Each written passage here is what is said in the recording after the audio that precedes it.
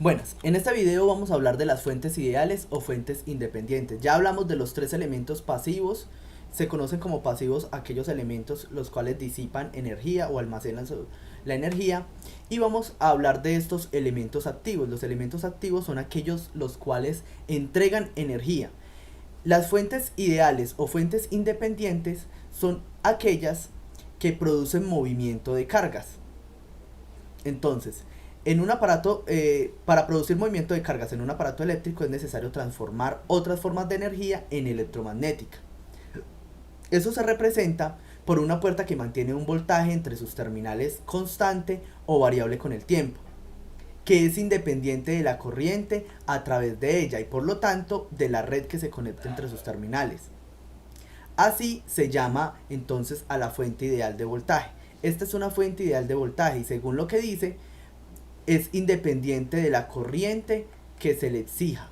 Él tiene un voltaje, digamos que 5 voltios. Esta fuente tiene ese voltaje y sin importar lo que usted le conecte a esto siempre va a tener 5 voltios. Y por acá puede moverse la corriente como quiera. Puede comportarse de cualquier forma.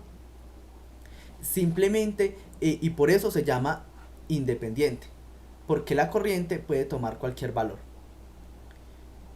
Por una puerta que mantiene una corriente a través de ella, que es independiente del voltaje y por lo tanto de la red que se conecta entre sus terminales.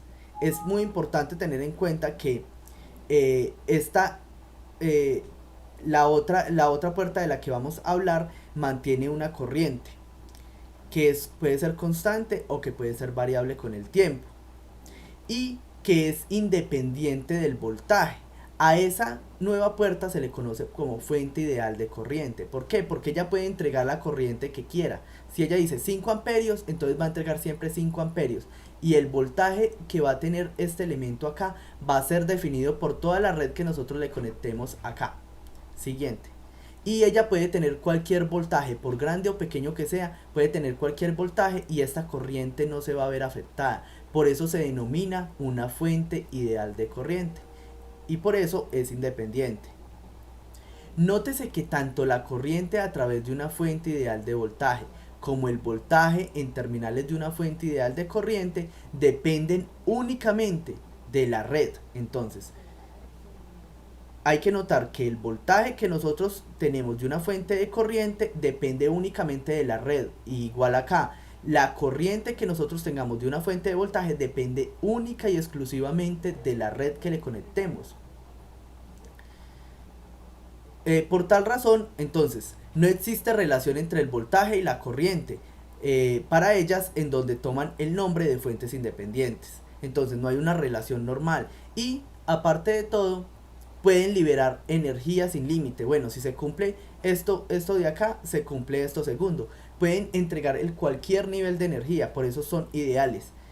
Las fuentes reales distan mucho de esto, no pueden liberar toda la energía posible, solo hasta ciertos límites, entonces hay que tenerlo muy en cuenta.